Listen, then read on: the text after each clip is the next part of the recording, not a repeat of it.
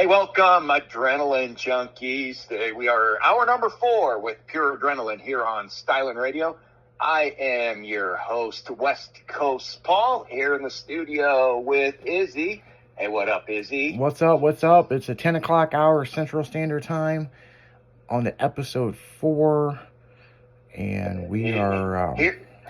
I want to remind everybody that we're here drinking our NOS energy drinks. Yeah, sponsored by NOS. And we love these things. And you noticed in there, I did sign the banner. Got to do it. And I noticed a couple other people followed up and did it as well. And that's, by the time it's done, everybody in here will have their John Doe on there. Oh, yeah. And it'll be cool. Let's see, this hour we've been yapping and stuff. Something I think of sports. I don't know if you knew, but there was a time I was a pro bowler. Yep, you were. And that, it was back as a kid when bowling was, I guess, more cool. Today I know of a lot of guys in the industry, and they're, they do well. It's still out there. The tour, they have its thing. But, man, when I was a kid, there were like 3 leagues just filling the house. Everybody did it. Bowling was awesome. In fact, I think it was 1970, if I go back, the leading bowler that year made more money than baseball players. And it was just, that was everything. Heck, when I was coming up, though, the problem there was no matter how good you were, and I was a prodigy, I recruited to, go pro and sponsored and this and that. But there was no college bowling. Today, if I was doing it, I could have picked my place at the college I wanted to go, anywhere I wanted to do. And I was just thinking about that, like you say, sports and things we do. And, I played baseball and was an all-star, and I did bowling. But baseball kind of got in the way because bowling was the cup of tea, the whole family. It was what we did. It's still fun. I love to go out with my kids.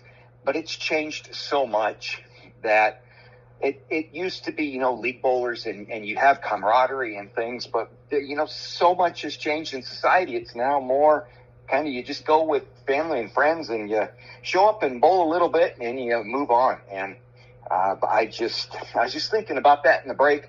I saw something and went, ooh, it reminded me of it. And I go, there was a time in my hometown back on the West Coast where little things. I was way back then the youngest bowler by 2 years when I did it to throw a perfect game. I was 16. Yeah. And today, man, there's 9-year-old blind people doing it. It's just the way the game's changed. But back then, the first one ever. And, at that age, in the other bowling center in my town, I was the first junior bowler to have a perfect game. And I remember that day. What sucked is my mom would show up every day to watch me, and there's probably, 4 days in 10 years that she didn't. Both of those days were when I had perfect games. It was just amazing how shit like that happens, and she showed up, and the second one, she went, not again. I mean, it was so funny. And I remember my sister was there, and she was working because she worked at the bowl, and I looked up on the concourse, and she was running. And I'm going, oh, my. And the next thing you know, she hit me like a linebacker. It was kind of crazy. Yeah, all excited. I still laugh. That was funny.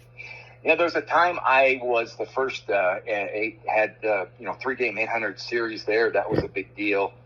And at one point, of the city records where they had city tournament for team, singles, and doubles, I was on 2 of them for doubles and teams. So it was great, and I, went pro per se. The problem was, as by the time I got there, and as my older brother said, there was no more money in it. Money was in baseball, football, hockey, basketball, things they could market the shit out of it, and you'd make more money going to work during the week than you could ever dream of, in that sport. And one of my friends, actually, Steve Fields, won a PBA event. We were out bowling together doing things. And then he continued, but I had too much of a career in other things. And, it was funny watching him win. Hey, his name's in the record book. No matter what happens, it's always listed. And kudos to him. But, it's so many sports, the way they flip-flopped in the last number of years. That one's huge. I know golf. We talk about it. It's kind of went by the wayside. Tennis. Especially in the U.S., it's dying.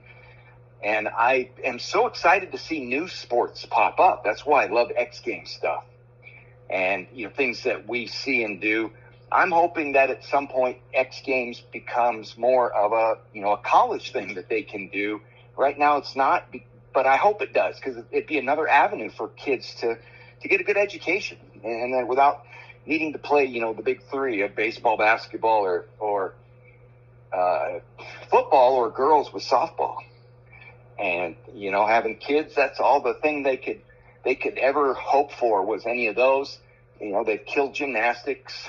So we'll see. I thought about it. I'm going to have to take my kids. We're going to have to go bowling here in a couple of weeks, have fun with it. I don't know if you've ever done much bowling, Izzy? Have you?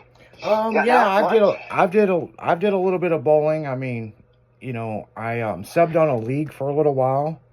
So yeah, let's just say league stuff. I went down to one of our local centers here outside of St. Louis and peeked my head in, I could say when we went, and where I thought there used to be leagues, it's now all open play where people show up. And again, I actually quit a long time ago. We talked about broken bones and body parts and other things. I hurt my shoulder. It had to be, cut and sewed and all these other fun stuff. And after that, I had to retire. But it's just one of those things off the top of my head I was thinking of, and I'm going, geez, maybe someday I'll get back into it. When my kids bowl now, I generally just show up and watch them. It hurts too much. It really does. And I still have some friends who do PBA things. They're out at 50, 60, older. They're making not a living, but they're making great memories and doing it and staying competitive. So, it's just, hey, if you're out there, if you ever enjoy bowling, it's not the greatest thing on the planet anymore, but it is fun. And, have at it now and then. You never know. Birthday parties, man, that's the greatest thing for it. And trying to think on any other sporting notes, of what we've got going on. I know, NHRA, they're doing testing now. They're out getting ready. Yeah, right now they're doing testing right now with NHRA and getting ready to start doing their events. Yeah, a lot of them are in Phoenix or in Vegas is where they do most of the off-season testing. Again, warm weather. California, they can't do anything here or there in that state. Whatever. I just say that. There's so many restrictions in what they have. The only part with I say NHRA and the West Coast, I don't know if you heard, but at the finals, they actually had an airplane crash into the area where the drivers' motorhomes and stuff were. So one of the drivers, Ron Capps, they actually hit his motorhome, and when the plane crashed. And fortunately for him, him and his family were in the pits, and the people in the plane were fine. But I guess, not every day you get a race delayed from a plane crash.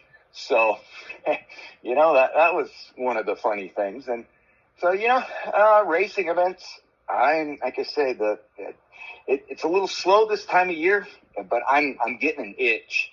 I'm getting an itch, man. We got to start looking at what we're going to start doing. Let's see, other sporting stuff. Well, we talked about Super Bowls in a couple of weeks. Oh, yeah, Super Bowl's coming up, and the Puppy Bowl, and yeah, I mean, the Super Bowl, not this Sunday, next Sunday. Next Sunday. I was just getting together what snack stuff I'm going to eat while I'm watching the Super Bowl and what all I'm going to do, so. Do you know, I got my menu set. We do it kind of every year. We have like shrimp cocktail and, of course, chips and salsa and nachos and mini tacos. That's a great one to have. And usually there's 6 or 7. I know we've shared a few events, but a lot of them it's other family and friends, things we do outside of the shop. And there'll be a few people. My kids have always been part of it. But I know, man, not this year. Maybe next year we'll have to throw a huge styling Super Bowl party. Yeah, yeah, we definitely are gonna have to do that. So yeah, I mean, so who you rooting for? You know, it is so hard. Well, first off, okay, Midwest. Yeah, I think you got to root for your Midwest favorite out here, the Chiefs. And I'm all about anybody but the fucking Chiefs. Like, yeah, I know you are. yeah. And I go, they have a chance to make history. Yeah, they do. Winning three in a row. And something that I saw on the telecast that amazed me, I appreciate their quarterback. And I'm going, he's been in the league 7 years.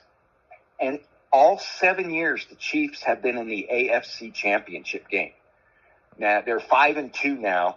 And the 2 losses were at home and overtime losses. And I go, Mahomes, that's just amazing to me, that level of success that team has had over these last 7 years. And obviously it's not just, one player or one coach. It is an entire team. Hey, and let's face it, man, they've got the most popular person on the planet, dating maybe the most popular football player on the planet with Taylor Swift. They dating their big tight end dude, and I'm laughing about that still when she shows up. They got security all around the booth, and they're doing things. So, hey, come on, any team where Taylor Swift is or got somebody she's attached to and then doing her thing, it's going to be the most popular one out there. Period. Oh yeah, yeah. I mean, for sure, for sure. So yeah. I mean, me, I'm gonna be rooting for the other team. And of course, and of course, I'm more there for the Super Bowl commercials. I always have a get together for Super Bowl, but I do like the commercials. So, I mean. Yeah, and we rate them too, just like they have the people when they do them offline, we rate them. And to this day, I think my kids and we all still the one in the past the most, which they wouldn't even probably let them do anymore, was a Budweiser commercial where a gal walked up behind a horse and he farted and blew her hair back. Yeah. I mean, that was maybe the funniest one ever, and now they said it would be outlawed. So. Yeah, I mean, too many sensitive people out there. Too many sensitive people, and it's like, man, come on, you can't have fun, Exactly. So yeah, pretty much. So, yeah, we're going to get right back into the music, guys. This is Pure Adrenaline on Stylin' Radio. West Coast, Paul Holden, a NOS energy drink out.